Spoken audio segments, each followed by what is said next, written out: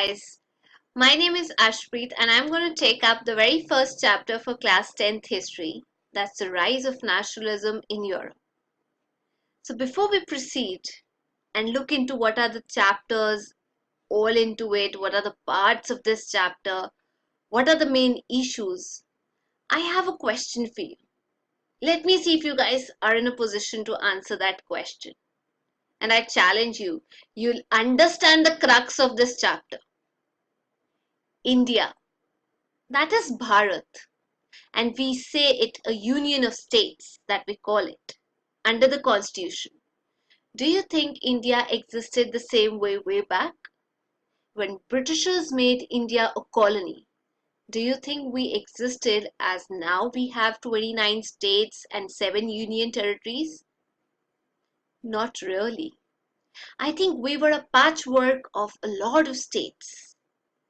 May it be princely states, may it be British provinces, may it be the chief commissioners' provinces that we now call as union territories. So the same case was there in Europe also. There were so many dynasties at that time. There were so many rulers in a particular state that we see now. Call it Europe, call it Italy, we talk about Germany, or maybe any other country in Europe. It was different. The atmosphere, the environment was totally different. But do you guys know? Because of the efforts of our national leaders, because of the efforts of our government, and especially a major part of the contribution should be given over to Sardar Vallabhbhai Patel, we were able to bring together all the states, and now, today, we stand together as Indians. We do not have our respective identities that we associate with the states. We might belong to a particular state, we might belong to a particular race, we might belong to a particular religion. But together we call ourselves as Indians.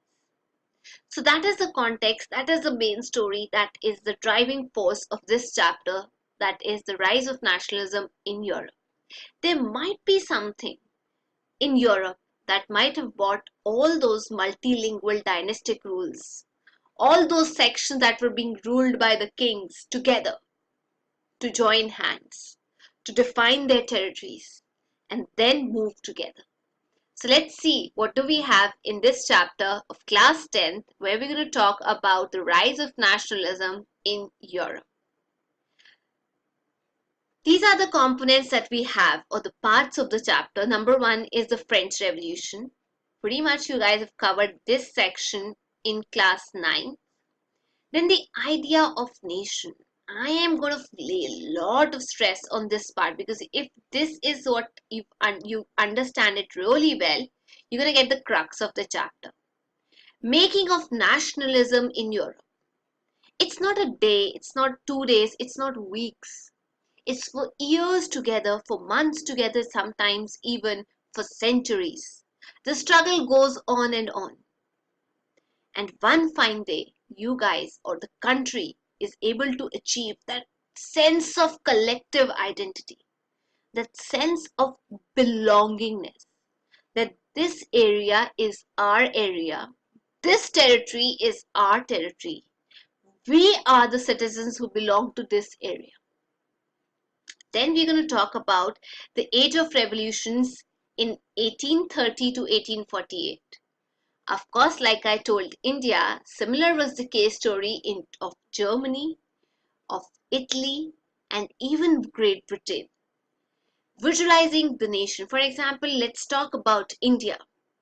When I say India, something that clicks your mind is either Indians, is either our national flag, is either our national anthem, is either our national song, or at most you can imagine Bharat Mata. So that probably means you visualize nation in some allegory, in some format, in some particular form. So this is the driving force, that nation, when you visualize it with the concept of motherland, fatherland, is when people try and associate them, because for them country is basically a defined territory, and it stands like that. It does not convey a meaning. It does not evoke the feeling of nationalism. But when you compare your nation with an ideal, with a picture, with a form, with an emotion, with an allegory, automatically people start to connect themselves with it. And finally, I'm going to talk about the greed. Once you define your territories, for example, let's say, if this is a particular country, if this particular country had a lot of small sections like multi-linguistic or multi-dynastic countries or states or provinces, and one fine day when all of them, they removed their boundaries, they reduced their boundaries, and they came together. So basically, when all of them, they joined their hands, is when I can probably say that there was an emotion that evoked that this is our nation. This is going to be our nation state. But, but, can I say, when you define your territories, especially sitting in your classroom also, when you define your table and you tell the person sitting next to you that, listen, dude, your elbow should not poke me when I'm writing. And if it happens, I'm going to push it away. Similarly, the countries that came together like this, when they started to come up with their boundaries, they started to enter, they got really hungry. They started to enter into others' area. They started to demarcate their areas. And this, this greed for power, this greed to show that you're very influential, it actually led to the concept of colonialism and imperialism, where you treat the other person as a slave, where you treat the other country that you're supposed to be used. We are going to drain your resources, we're going to drain your human capital, everything that we need to serve our own mother country. So all these things, they are connected with each other. It's not that one part of the story goes here and the other part goes here. There's a link in it. So let's find out how it all started. I'm going to give you some important tricks. Let's see.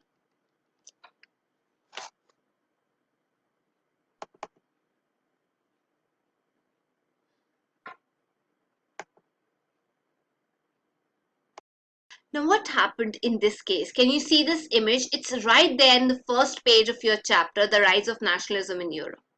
So this is one of the series of 4 prints that were created by a French artist whose name is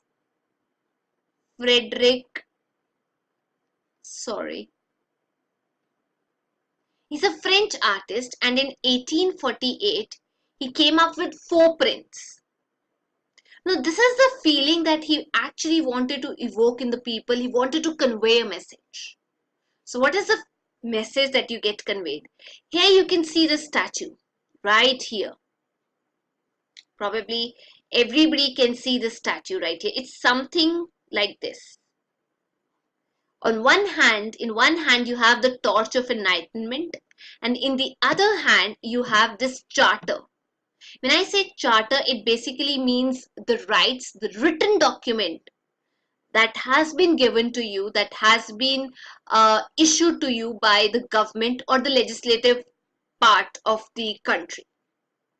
So you basically have the torch of enlightenment, the charter of rights being held by this statue.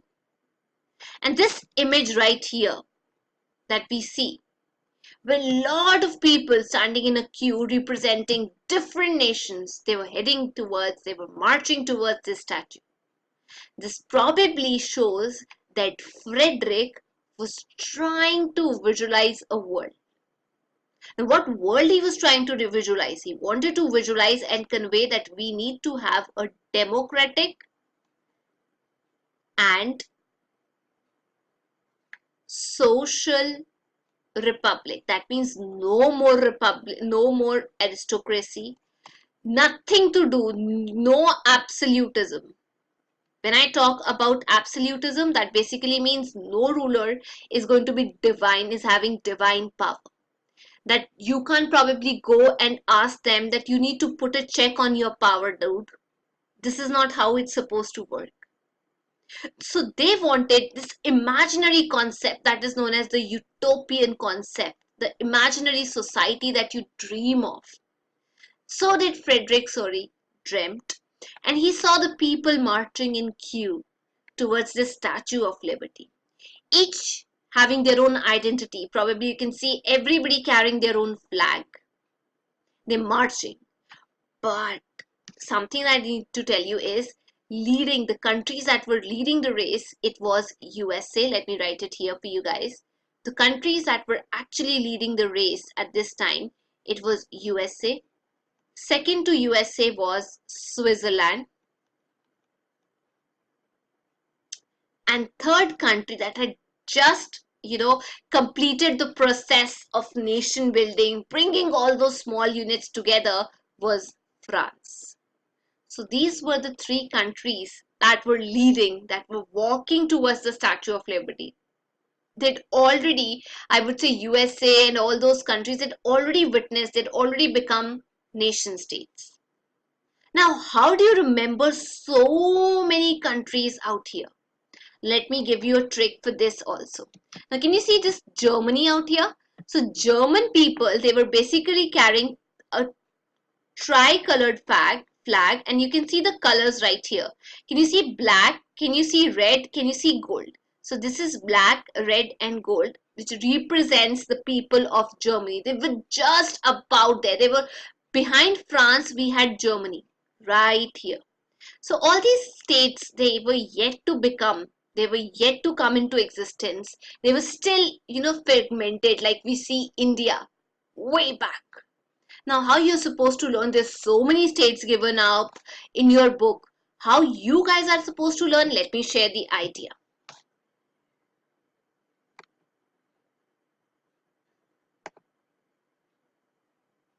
Okay, so the easy trick that I've come up with, if you guys really want to learn all those states, is gas. Don't share it with anyone. LPI, her. So this is the trick that you can learn, and this way you guys can probably learn. Let me tell you how you guys can probably learn each and every state that followed. First, let's start with gas. It's the German speaking people. Then it was followed by Austria. This is here, S is Kingdom of Two Sicilies. L is Lombardy. P is Poland. I is Italy. Oh, sorry, Ireland. Here, they're not in order, but anyway, it's going to help you. H is Hungary. E is, any guess? Okay, England, quite easy. And R is going to be Russia. So these are the countries that basically followed which countries, guys, you just told me. So if you look at the map, in the image once again, you told me that, ma'am, it was USA. Then we had Switzerland. Then there was this France that had just reached the Statue of Liberty. That means it came together. It was a republic now. And followed by these, you've just learned within 3 seconds all the states that followed, and you guys can't be wrong with it. I bet you guys can't be wrong with it. Now, moving on, what happened is next. So this is the Statue of Liberty that you just saw. This is the Charter of Rights of Man and Citizen that you've probably read in class 9th, chapter 1, French Revolution. So this is the Declaration of Rights of Man and Citizen. If you've read about National Assembly that came up with this concept, it must have clicked you right away. So these are the characteristics of an absolute monarch. It's great to be a king. Look at him, man. You just need to look at him. I am the state. State basically here means not that province that you have. State means the country. I am the ruler. I am going to be the state. I have to decide everything. You guys hold no power. So they made all the laws. They were not subject to the laws. That means they didn't abide the law. They were not, under the limitations set by the people, the government, and even the constitution. So imagine, look at this dude looking so handsome and declaring himself that I am the king. So that is an absolute monarch. Nobody can dare point a finger. Then guys, what is a nation? Where did this concept come up? So let me tell you, when I talk about aristocracy, when I talk about autocratic rule, that means rule of one. Can you see it right here? That means a country or a nation that is governed by a single power, with a single person with unlimited power. It can have different forms. Variation can be there. For example, it can be dictatorship, it can be absolute monarch, there can be theocracy, but more or less, the people are treated not like citizens, they're treated like your subjects, your personal, I would say, servants. But when I talk about nation, it means the people, you can see here, the people created by a shared belief that yes, we guys are together. That the people inside a country, they are connected with each other. It's not the ruler who has absolute power. It's we people who've come together by, in the form of a struggle that we had, because we had we have a shared culture, shared ethnicity and whatnot. So that belief that comes with a sense of collective identity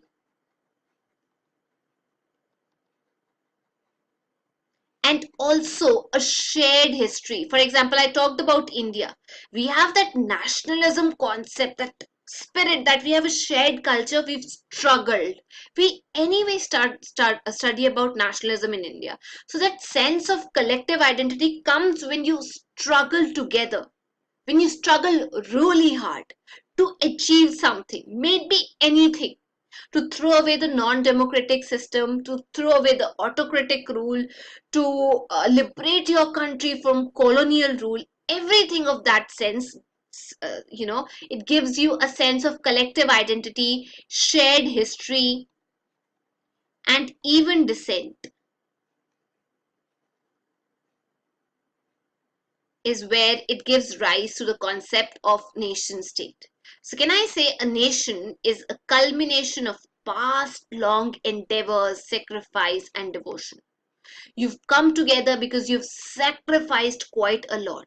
And now you know each other really well. Earlier, everybody was living in their defined territories. They had a ruler. It did nothing to do with the other person living in the different territory. But now, to have common glories you have achieved, to have a common will in the present, to have performed great deals together, to wish, if you guys really wish, to perform still more if you've been not being treated or taken the right way. These are the essential conditions of being a people. Therefore, I would say a large scale solidarity where all of you come together is where I define the state, the component nation. Now, who is the nation? What is the nation state? We're going to talk about it in the next class. Until then, take care. Bye bye. Stay hydrated and please, please respect your parents, guys. Bye.